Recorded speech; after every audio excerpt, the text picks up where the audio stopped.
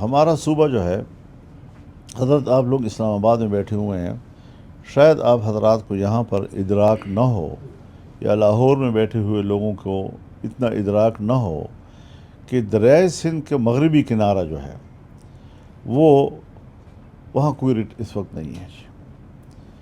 اور دوسری بات یہ ہے کہ لکی مروت ہو، بنو ہو، ٹانک ہو، وہاں پولیس کا چین آف کمانڈ ٹوٹ چکا ہے. وہاں پولیس نے کمیٹیاں بنا دی ہیں، پولیس نے ناکہ بندیاں کی ہوئی ہیں، راستے روکے ہوئے ہیں. وہ نہ ڈی پی او کے آرڈر کو تسلیم کرتے ہیں، نہ ڈی آئی جی کے آرڈر کو تسلیم کرتے ہیں، نہ آئی جی کے آرڈر کو تسلیم کرتے ہیں.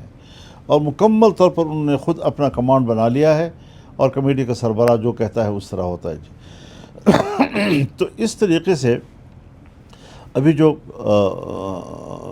ہنگو میں واقعات ہوئے ہیں حضرت،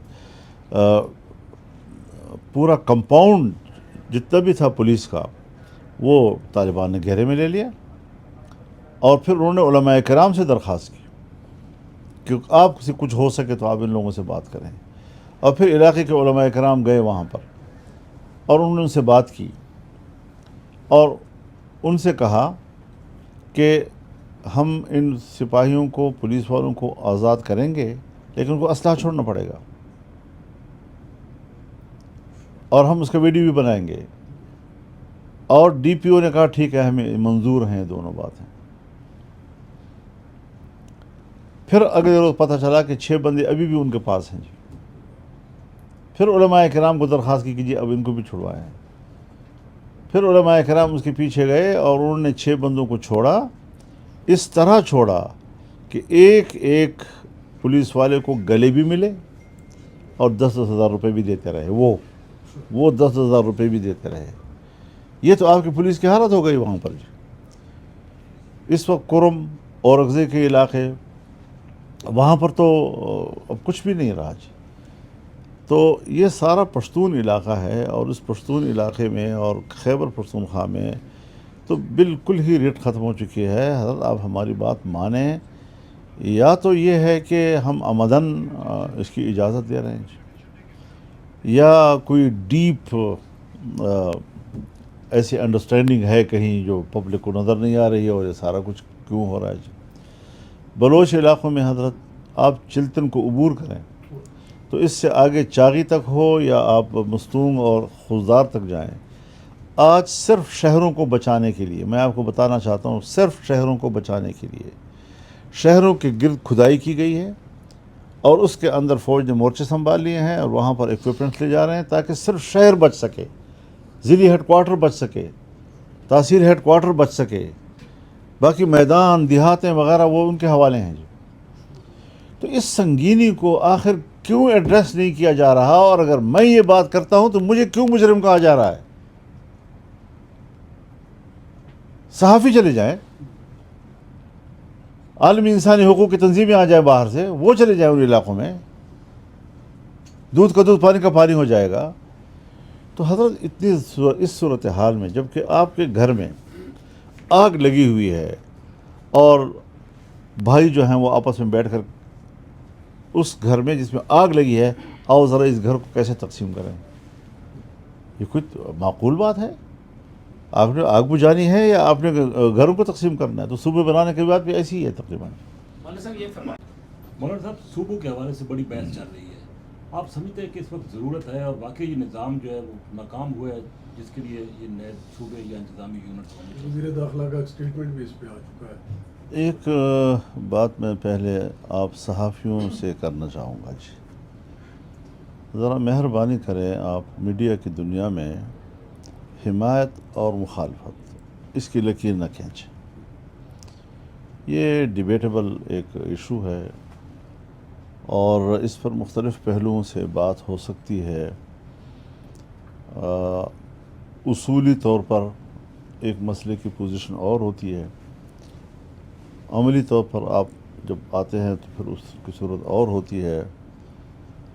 اصولی طور پر آپ کو حق ہے آپ اپنا گھر بنائیں، لیکن کیا آپ کے پاس وسائل ہیں کہ آپ بنا سکیں؟ وسائل نہیں ہیں، جیب خالی ہے، اور آپ جا کر وہاں اینٹیں رکھنا شروع کر دیں تو لوگ کہیں گے کہ یہ کیا کر رہا ہے جی. تو وہ خواہ ضائع ہونے والی بات ہو جاتی ہے۔ تو میری اپنی ذاتی رائے جو ہے وہ یہ ہے کہ اصولی طور پر تو ہم یونٹوں کے خلاف نہیں ہیں۔ ہم نے اس سے پہلے بہاولپور صوبے کی بھی حمایت کی تھی، ہم نے اس سے پہلے سرائیکی صوبے کی بھی حمایت کی تھی، ہم نے اس سے پہلے ہزارہ صوبے کی بھی حمایت کی تھی، ہم نے خود فاٹا کو صوبہ بنانے کا مطالبہ کیا تھا۔ تاہم سندھ ذرا اس سے مختلف تھا کہ سندھ کے عوام جو ہے وہ صوبے کی تقسیم کے لیے آمادہ نہیں ہیں، اس وقت بھی نہیں تھے اور اب بھی نہیں ہیں۔ لیکن جو میری معلومات ہیں،